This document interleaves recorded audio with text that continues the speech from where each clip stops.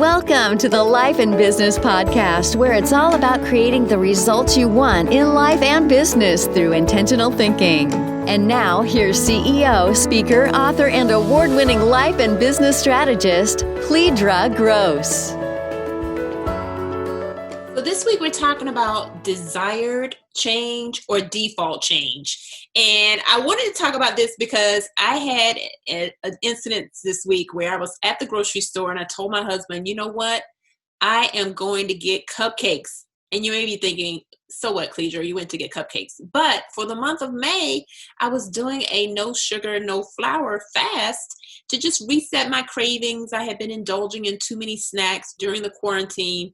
And so I had the cupcakes in my cart. And I was walking around with them. And because of the social distancing, I wasn't able to check out very quickly. And as I was, standing there waiting, I asked myself, what's really going on?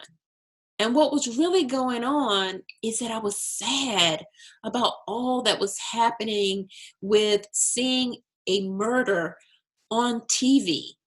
And I just started crying. And I'm sure the people around me were like, what is going on with this girl? I started crying and I pushed my cart back over to the bakery and I put the cupcakes back on the counter and I got some fruit. Why does that even matter to you? I was in a default mode, meaning my default response to when I'm emotionally challenged is to eat. Maybe you can relate, or maybe yours is to shop or to sleep or to watch Netflix or to drink.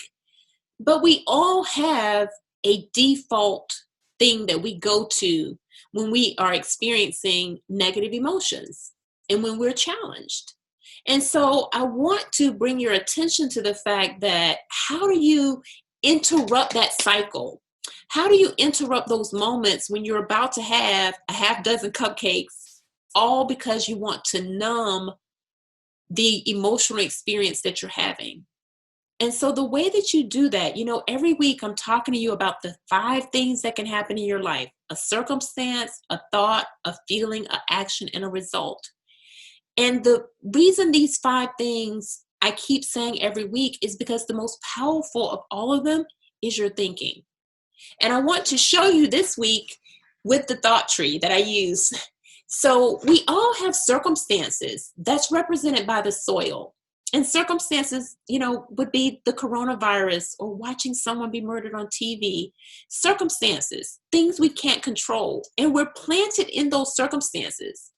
But right above the topsoil is our ability to choose a thought about the circumstances. And the reason that's so important and powerful is because our thoughts then determine how we feel on the inside, the energy and motion, and that's reflected by the trunk of the tree. And that emotion then gives rise to the branches on the tree that I call the actions. Those actions, what we consistently do, whether it's go to the cupcakes, the alcohol, the shopping, the over-exercising, whatever we do to escape that feeling, then determines the fruit or the results that we create in every area of our life. And so in order to shift from default change to desired change, you have to be intentional, first of all, about the fruit that you want to create, but more importantly, each day being intentional about what you want to think about the circumstances that you're planted in. I had to allow myself to cry. I had to allow myself to get more rest. I had to allow myself to talk to my girlfriends about it and to pray about it and to be angry. But when I allowed all of that, at the end of all of that allowing of the emotion, instead of suppressing it or avoiding it, which is what I was on the path to doing with the cupcakes, I then had space to decide, what do I want to think about this? What I want to think is that I'm going to change the way I spend my money. What I want to think is I'm going to change the way I'm involved in the political process. So I'm sharing this with you, around this challenge of what we're currently in, but you could be watching this during a time where that was years ago. In whatever challenge you may be facing, I want you to know that the initial temptation is going to be your default response. For me, it's cupcakes with a whole lot of icing. But you know what it is for you.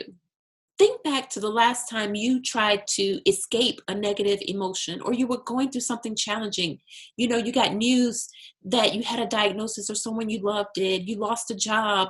You lost a family member. Something happened that you weren't expecting, and it created these thoughts of, oh my gosh, which then gave rise to emotions of anxiety or sadness or anger.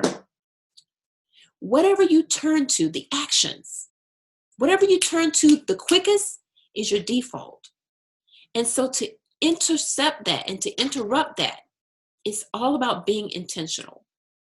So this week, your assignment is to create the desired results, not the default changes in the midst of the challenges that you're experiencing.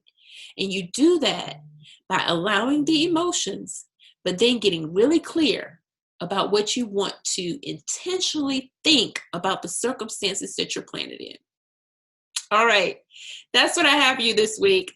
In the Life and Business Academy, we are doing a deep dive, recalibrating physically, emotionally, and spiritually. And every week you get to meet with me like this in a group where you get your questions answered, where you can set your goals and recalibrate physically, emotionally, develop spiritual disciplines, learn how to be an intentional thinker. I take you through my process of doing thought downloads every single day so that you can get to know your specific patterns of emotional, your default patterns that I just talked about.